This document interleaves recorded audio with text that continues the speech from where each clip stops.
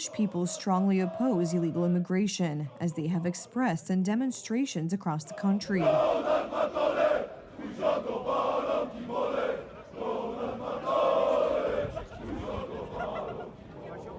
For the government, however, the problem is not illegal migration, but the protesting soccer fans. Government spokesman Adam Szłapka is trying to sugarcoat the reality, announcing that the authorities will be looking for dirt on the protesting patriots. Yesterday's marches had nothing to do with concern for security. It was a cynical, political game based on incitement and fueling hatred. The right to express one's views does not give permission to break the law. The relevant services will thoroughly analyze the material from yesterday's events. Every violation will be referred to the prosecutor's office. I emphasize this once again. Our borders are secure, and visa procedures are orderly and under full control. There are also voices encouraging Polish people to open up to migration. For Dominika Wielowiejska from Gazeta Wyborcza, we are such a large country that a few thousand illegal migrants will not make much of a difference. We have a population of 36 to 37 million. The fact that there are 1,000 or even 5,000 people here who are illegally is not a serious problem. As you can see, time passes, ministers and chancellors change, but the editorial line of Gazeta Wyborcza remains unchanged. Another journalist working for Adam Michnik has already made a splash on this issue. How many refugees is Poland supposed to accept, or was it supposed to accept? 7,000. 7,000, right? So let's assume we accept those 7,000. Among them is one bomber. Well, that's enough. But wait, he blows himself up, killing 10 Poles. But we saved the lives of those 6,999 people who were fleeing the war. Polish people are afraid of illegal migration, hence the protests across the country. Our attitude is noticed by the Germans, which is why at the same time as soccer fans took to the streets of Polish cities, the German political party Volt also organized a protest against border controls. We will no longer tolerate this restriction on our freedom of travel. That is why we have appealed to the European Commission to initiate infringement proceedings against Germany and now also against Poland. The German demonstration was marginal, but it was aimed solely at provoking Polish people. Germans suddenly started complaining about traffic jams, even though border controls on the German side have been in place for almost 2 years. Protests organized by the German party, which are actually in opposition to what was happening in Poland, in opposition to these anti-immigration pickets and rallies, or rather I would describe it more as opposition to Prime Minister Donald Tusk's policies. Such protests are yet another example of German arrogance. This week, we also witnessed another situation in which an angry German woman shouted at Polish people guarding the border. It is your problem. It is your problem. Bardzo dobrze, że medyk. Based on their experience with Prime Minister Donald Tusk, Germans have become accustomed to getting what they want from Polish people. And then suddenly, civil society put up a firm veto for which the Germans were not prepared, hence the nerves. What is happening right now, this grassroots movement, a powerful grassroots movement, a beautiful movement, which is replacing the effectiveness of this government. It has to replace the effectiveness of this government because our government is completely unable to cope with it. Why? Because it doesn't want to cope. Because Donald Tusk doesn't want to cope. Because he still thinks that he will buy his way back into Mr. Merz's good graces, that maybe there will be another position for him, and he will be able to escape responsibility here. The government is trying to put obstacles in the way of the border defense movement, which exposes the passivity of Donald Tusk's team. Support for this civic movement is provided by Jarosław Kaczyński, the chairman of Law and Justice. Trzeba to wspierać. We must support this with all our determination. We must take action in this direction. If there are volunteers, and I hope there will be, we must recruit people who will take care of this. Będą się tym zajmowali. Law and Justice is also collecting signatures for a referendum on Poland's rejection of the Migration Pact, which comes into force in the middle of next year. Let us recall that there has already been one such referendum, but as a result of obstruction by Donald Tusk's team, it was not valid, and our country lost a strong argument in the European arena.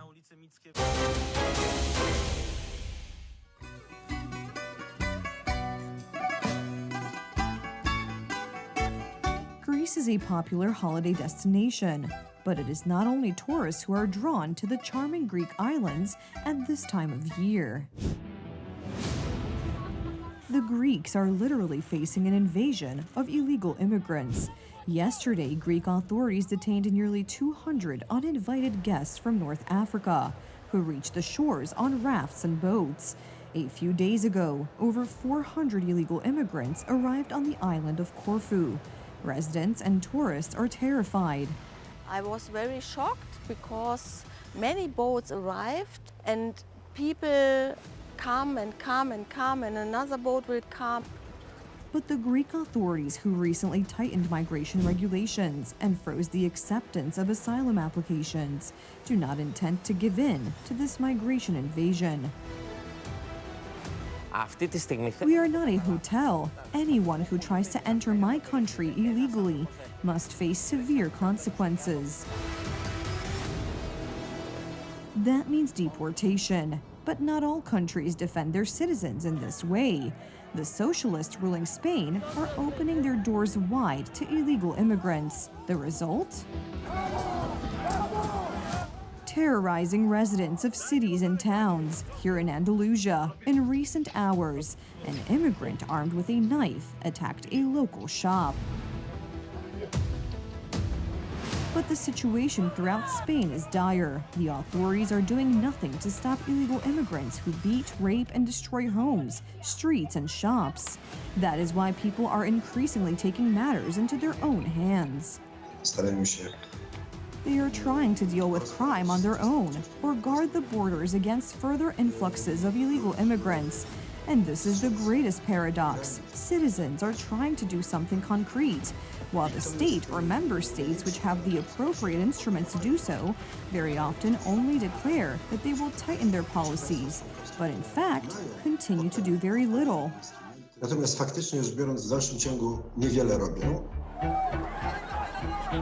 The effects of these feigned actions by the left liberal authorities can be seen, for example, on the streets of Paris and other French cities.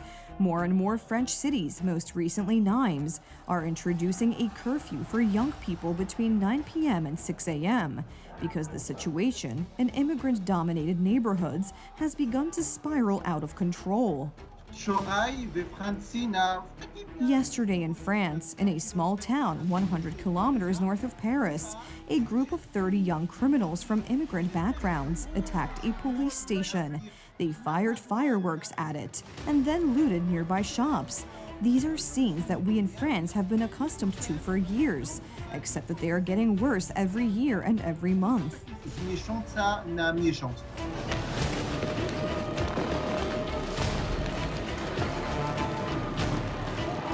Wherever the authorities thoughtlessly let in illegal immigrants, city streets turned into battlefields and residents became targets of murder, rape, and brutal attacks.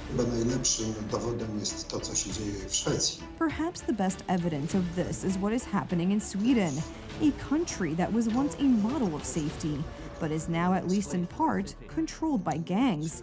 This has led to a second effect, namely violent protests by residents who fear for their safety, especially the safety of women. People do not want to succumb to the terror of illegal immigrants. They want to live in their own countries on their own terms. Residents of Spanish, French, German, and Belgian cities have experienced firsthand what mass illegal immigration is and how dangerous it is. In Western European countries, the situation is already very serious, and in many countries, reflection has come too late.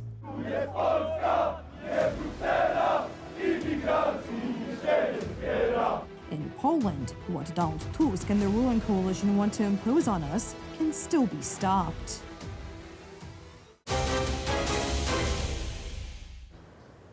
Tourists visiting the Eternal City can now enter the Colosseum even after sunset. Rome's new attraction in the form of a guided night tour is an alternative to the crowded monument in the peak of summer heat.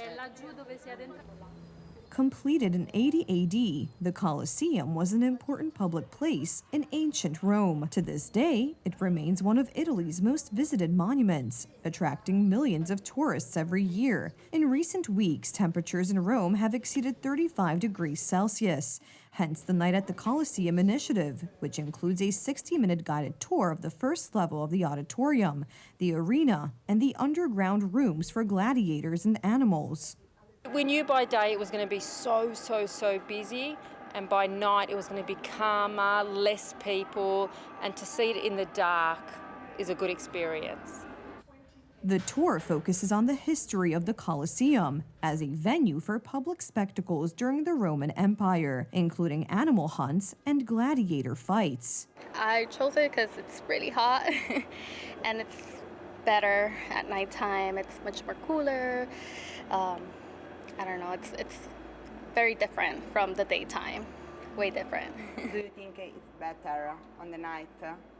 I do, it's less people, definitely, less crowded, so it's really good. And I feel like I was able to see more than what I could throughout the day. Visitors are guided through dimly lit corridors and viewing points, with stops at exhibitions of replica gladiator armor and multimedia installations, showing various aspects of the renovation and excavations. It was amazing, especially the night tour, because of the heat, not an issue, but just going down underground and getting the explanation of how this was preserved and how they excavated it in the 19th century and things, history they found out and everything. It was really amazing. The program is part of a broader effort by Rome's cultural authorities to extend access to major monuments beyond standard opening hours, which will reduce congestion in high-traffic areas. Night tours of the Colosseum will be available throughout the summer season.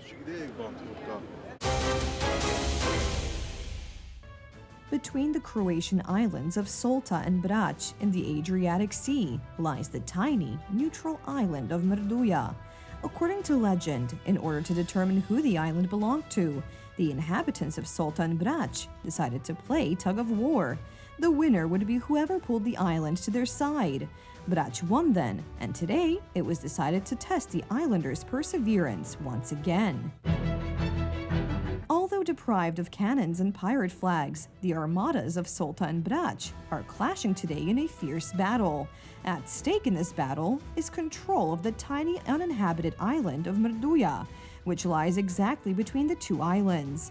Although the only valuable things on the island are the ruins of old fortifications and a lighthouse, the participants are exceptionally brave, as the battle is for honor, their own and that of their community. This is the 16th year we have been organizing this event. It all started when our friend first tried to pull the island over to the brothers' side. Of course, the inhabitants of Solta also had to join in, and that is how this tradition was born. Every year, regular participants are joined by tourists who support one side of the conflict with their presence.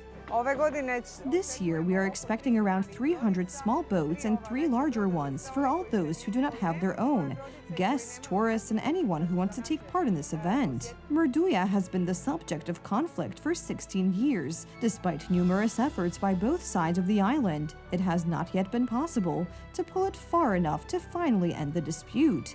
There are even suggestions from skeptics that the island is not really being pulled, but the residents pay no attention to these voices. On the main boat, we have several additional competitions, such as various quizzes and knowledge contests, and their results determine the winner. After a fierce battle, the island of Solta emerged as the ultimate winner, and the residents of Brač are already preparing for next year's rematch. And the winners? They are celebrating.